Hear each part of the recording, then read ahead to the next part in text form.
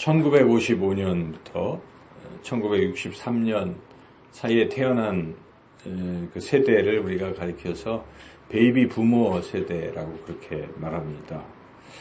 이 베이비 부모 세대는 지금 자녀들을 양육하는 것과 아직 부모님들이 연로하셨고 하기 때문에 부모님을 모시고 이 양쪽에서 상당히 과중한 부담을 느끼고 있는 그러한 세대입니다.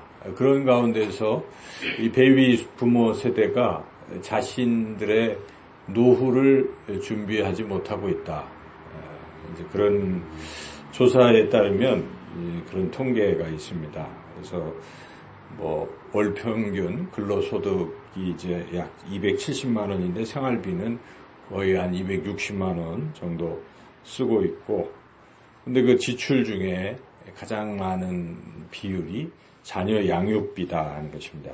한 34% 되는데 다른 세대보다도 훨씬 더 무려 20% 더 많이 쓰고 있는 세대가 베이비 부모 세대라서, 그 베이비 부모 세대 중에 자신의 노후를 그래도 잘 준비했다, 만족할 만하다 하는 사람은 한 6%에 그치고 있고, 이것도 지금 해마다 줄고 있는 추세라 이제 그렇게 조사는 말하고 있습니다. 한마디로 이 자신의 노후 준비도 하지 못하면서 자녀들을 위해서 희생하고 헌신하고 있다, 그렇게 말할 수가 있습니다. 이 세상 부모는 이 자녀들을 위해서라면 그 어떤 희생도 감수하려는 그런 마음을 가지고 있습니다.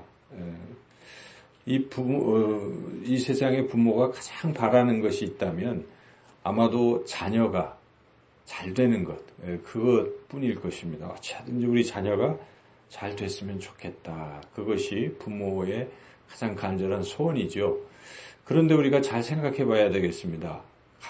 자녀가 가장 잘 되는 길이 무엇인가? 자녀가 가장 잘 되는 길, 물론 세상에서 말하는 대로 이렇게 저렇게 잘 되면, 잘 먹고 건강하고 그러면 가장 원하는 것일 수 있을지 모르겠습니다. 그런데 정말 진정으로 자녀가 가장 잘 되는 길이 무엇인가? 그것은 한마디로 말한다면 하나님의 복을 받는 것이다. 우리가 그렇게 말할 수가 있습니다. 세상 복보다는, 물론 세상 복도 포함해서 하나님의 복을 받는 것이, 자녀가 하나님의 복을 받는다면 그것은 가장 자녀가 잘 되는 길일 것입니다. 자녀가 하나님의 복을 받는 것이 가장 잘 되는 길인데, 하나님의 복이 무엇인가? 성경에 하나님의 복을 여러 곳에서 말씀하고 있는데, 가장 이 세상적인 것도 포함해서 가장 현실적이고 가장 중요한 복을 말씀하고 있는 것이 요한 3서 1장 2절 말씀인데요. 우리가 많이 듣던 말씀입니다. 제가 한번 읽어보겠습니다. 사랑하는 자여, 네 영혼이 잘된 같이 내가 범사에 잘되고 강건하기를 내가 간구하노라. 가장 중요한 것은 영혼이 잘되는 것입니다. 영혼이 잘되는 것입니다. 즉 영혼이 구원받는 것입니다. 영혼이 구원받는 것, 이것이 가장 복받는 길이죠. 세상 복 다 받고도 영혼이 구원받지 못한다면 그것은 가장 좋은 복이라 말할 수 없을 것입니다. 그래서 우리 자녀가 하나님의 복을 받는다는 것은 영혼이 구원받는, 영혼이 잘 되는 것, 그리고 하는 일마다 다 범사가 다 잘 되는 것, 형통하는 것이고, 그리고 아무리 잘 돼도 본인이 건강을 잃으면 아무것도 아니죠. 건강하는 것, 이것이죠. 그래서 우리가 늘 기도 제목에, 자녀를 위한 기도 제목에 이런 것도 쓰지 않습니까? 그런데 자칫 빼먹기 쉬운 게 자녀의 신앙에 대한 부분을 자꾸 빠뜨리는 경우가 있어요. 근데 자녀의 신앙이 곧 그가 복받는 길이기도 합니다. 세상의 복을 받는 길이기도 합니다. 그래서 굉장히 중요합니다. 이렇게 영혼이 잘 되고 범사가 잘 되고 건강하게 되는 하나님의 복이 우리 자녀들에게 임했으면 하는 것이 우리 부모의 이제 간절한 소망이죠. 우리 크리스찬들의 간절한 소망입니다. 자녀가 이러한 하나님의 복을 받게 하기 위해서 부모는 무엇을 해야 하는가 하는 것입니다. 정말 자기를 희생하고 하고 있는데 진정으로 해야 할 일을 놓치고 있는 경우도 많다는 것이죠. 해야 할 일은 두 가지입니다. 첫째는 부모 자신이 하나님 말씀에 온전히 순종해야 한다는 것입니다. 온전히 순종할 때 자녀들이 복을 받는다는 것이 오늘 우리가 읽었던 말씀이 바로 그것을 말씀하고 있습니다. 여기에 순종하면 복을 받는다 하는 그런 말씀이죠. 28장은. 그래서 그 복이 우리 6절까지 읽었지만 14절까지 계속되어서 이거 다 세어보면 한 12가지 복이 되는 것이죠. 그래서 세상에 좋다는 복은 다 망라되어 있는 것입니다. 집에서 나갈 때도 복을 받고 들어와도 복을 받고 뭐 떡반죽 그릇도 복을 받고 복 안 받는 게 없어요. 그런데 우리가 주목할 만한 복이 있습니다. 여기 보면 하나님 말씀을 듣고 순종하면 어떤 복을 받는가? 4절 복을 우리가 주목할 필요가 있습니다. 4절 같이 한번 읽어보겠습니다. 내 몸의 자녀와 내 토지의 소산과 내 짐승의 새끼와 소와 양의 새끼가 복을 받을 것이며 내 몸의 자녀가 복을 받는다는 것입니다. 우리가 하나님 말씀에 순종하면 자녀가 복을 받는다는 것입니다. 때로는 당대에 내 자신에게 어떤 그런 게 주어지지 않을 수도 있어요. 그런데 하나님이 약속하시기를 자녀가 복을 받게 된다. 자녀대에 복을 받게 된다. 그러므로 우리는 하나님 말씀에 절대적으로 순종하며 그렇게 살아가야 한다는 것입니다. 성경에 보면 대표적인 예가 있지 않습니까? 다윗은 하나님 마음에 합한 사람입니다. 그렇죠? 다윗은 하나님의 마음에 합했다는 것은 하나님의 뜻에 순종했다는 것입니다. 그래서 하나님이 흡족히 여기신 것입니다. 기뻐하신 것입니다. 다윗은 뭐 실수한 것이 좀 있긴 했지만 그래도 그의 생애를 보면 대체로 거의 대부분 하나님 말씀에 절대적으로 순종하고 살았던 사람이 다윗입니다. 다윗이 그렇게 순종했기 때문에 그 아들 솔로몬이 복을 받은 것입니다. 솔로몬이 그렇게 부귀, 영화 그 많은 것을 누리게 된 것은 아버지 다윗의 순종 때문에 그런 복을 받게 된 것이죠. 사실은. 그런데 이런 복도 받았습니다. 솔로몬은. 처음에는 그렇게 열심히 솔로몬도 하나님 말씀에 순종해서 더 큰 복을 받아 누렸다가 말년에 우리가 잘 아는 것처럼 그 이방의 여러 여인들을 아내로 맞이해서 아내로 맞이할 때 그들이 섬기는 이방 신까지도 같이 섬겨서 말년에는 솔로몬이 우상을 섬겼다는 것입니다. 이것은 죄 중에 가장 큰 죄입니다. 성경에서 계속 지적하는 것은 우상 숭배의 죄악이죠. 그것 때문에 이스라엘은 멸망하기까지 했는데 이러한 죄악을 하나님 그대로 두시지 않습니다. 우상 숭배에 대해서는 항상 징계를 하셨는데 이상하게도 솔로몬은 당대에 징계를 안 하셨다는 것입니다. 솔로몬 당대에는 그냥 아무 일이 없었던 거예요. 그 솔로몬의 아들 이제 르호보암 때에 그러한 남북이 분열되는 그러한 징계를 받았지만 솔로몬 당대에는 그런 징계를 받지 않았습니다. 하나님이 그것을 말씀하시는 거죠. 성경 기자는 그것을 설명하지 않습니까?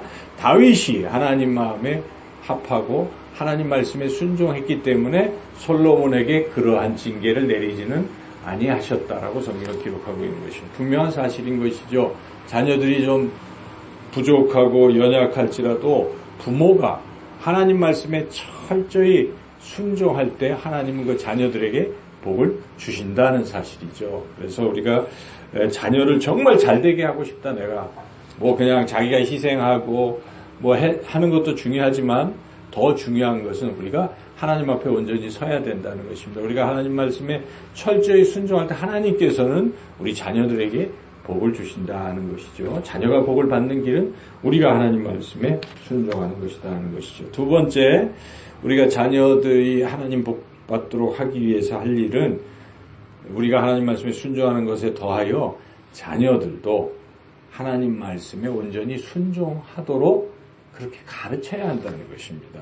이 부분이 약하면 자녀들이 참 정말 큰 하나님의 복을 받기가 어려울 수도 있다는 것이죠. 그래서 같은 신명기 말씀의 11장 19절에 이런 말씀이 있습니다. 또 그것을 너희의 자녀에게 가르치며 집에 앉아있을 때에든지 길을 갈 때에든지 누워있을 때에든지 일어날 때에든지 이 말씀을 강론하고, 그것이라는 것은 그 앞에 읽어보면 하나님 말씀에 순종하고 하나님을 사랑하는 것인데요.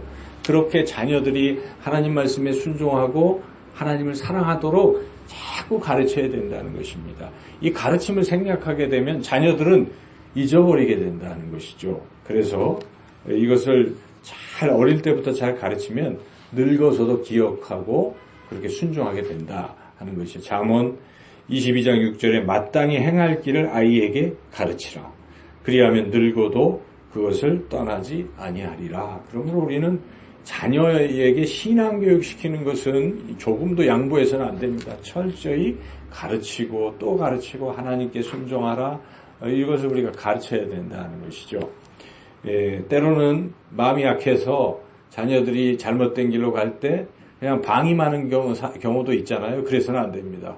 그 마음을 단단히 먹고 자녀를 야단을 치기도 하고 채찍질을 가하기도 해야 한다 하는 것이죠. 같은 잠언 29장 15절에 채찍과 꾸지람이 지혜를 주거늘 임의로 행하게 버려둔 자식은 어미를 욕되게 하느니라. 내 자식을 징계하라. 그리하면 그가 너를 평안하게 하겠고 또 내 마음에 기쁨을 주리라. 이게 진리인 것이죠. 자기 마음에 그냥 좀 부담이 돼서 자녀하고 자꾸 싸우고 자녀가 말을 안 듣는다 해서 하나님 말씀에 순종하고 하는 이 부분을, 하나님을 사랑하는 이 부분까지도 임의로 그냥 그럼 네 마음대로 해라 두면 어떻게 되겠습니까? 나중에 부모를 욕되게 하는 것이고 본인도 엉뚱한 길로 가게 된다는 것입니다. 그러므로 우리가 다른 거 다 양보하더라도 이 부분은 양보해서는 안 됩니다. 신앙 교육만큼은 양보해서는 안 된다는 것입니다. 철저히 때로는 꾸지람도 해야 되는 것이죠. 이제 그렇게 하려면 본인 스스로 하나님 말씀에 자기가 항상 절대적으로 순종하고 있어야 본이 되니까 권위가 생기고 가능하겠죠. 그래서 우리가 무엇보다 자녀들 앞에서는 어떠한 일이 있어도 하나님 말씀에 절대적으로 순종하는 모습을 보여야 되고, 그리고 자녀들에겐 진지하게 하나님 말씀에 순종하라고 가르쳐야 한다는 것. 그것이 자녀가 복을 받는 길이다 하는 것입니다. 우리는 대표적으로 자녀를 임의로 내버려둬서 멸문지화를 당한 그런 가정을 잘 알고 있습니다. 바로 엘리 제사장 이야기죠. 여러분 잘 아시죠? 엘리가 홈리와 비느하스 두 아들을 두었는데 그냥 내버려뒀어요. 임의로 두니까 홈리와 비느하스가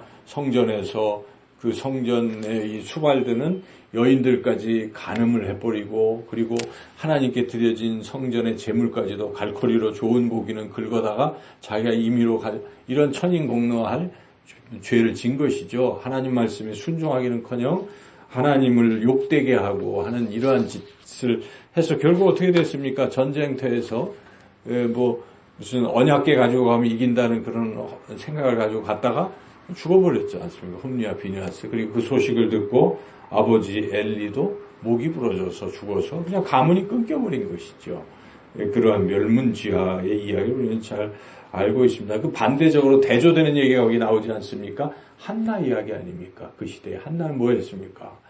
늘 하나님 말씀에 순종하고 하나님께 기도하고 자신의 사정을 아뢰고 그리고 약속을 지키고 하나님 아들 낳아주시면 이 아들을 성전에 바치겠습니다. 약속을 서원을 했어요.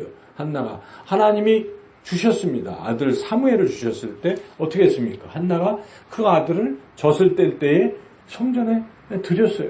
그리고 사무엘은 성전에서 자라서 위대한 하나님의 종이 되었던 것입니다. 그 가문이 무슨 제사장의 가문도 아닙니다. 한나가 아무것도 아닌데 그렇게 순종하고 자녀가 순종하도록 성전에 맡기고 가르쳤더니 그 가문이 그렇게 됐다는 것입니다. 성경은 이렇게 대조적인 이야기를 통해서 자녀가 하나님 말씀에 절대적으로 순종하도록 가르치라고 우리에게 분명하게 말씀하고 있습니다. 저는 아사왕이 참 그래도 아사왕 훌륭한 왕이 선한 왕에 속하는데 더 훌륭한 점은 아사가 아들 여호사밧을 정말 잘 가르쳤다는 것입니다. 그래서 여호사밧은 아사보다 더 선한 왕이 되었습니다. 그와 같이. 근데 이제 히스기야는 자기는 선한 왕인데 아들 므낫세를 잘못 가르쳐서 므낫세는 가장 악한 왕이 되었지 않습니까? 자기가 잘 돼도 자녀 양육을 잘못하면 안 된다는 것입니다. 그런 걸 우리가 철저히 자녀들을 하나님 말씀으로 잘 가르치고 양육해야 한다는 것입니다. 순종에 대해서는 더 이상 강조하지 않더라도 주님이 하신 말씀만 우리가 딱 생각하면 주님이 순종하는 자는 반석 위에 세운 집과 같아서 그 길이 형통하다 말씀하셨습니다. 그래서 우리가 철저히 순종하고 그리고 자녀들이 하나님 말씀에 순종하도록 그렇게 이 한 달도 열심히 가르치시고 또 살아가셔서 우리 자녀들이 복을 받고 또 자녀의 자녀들 대대손손 하나님의 이 놀라운 복을 받는 그런 가문을 이루시기를 주님의 이름으로 축원합니다.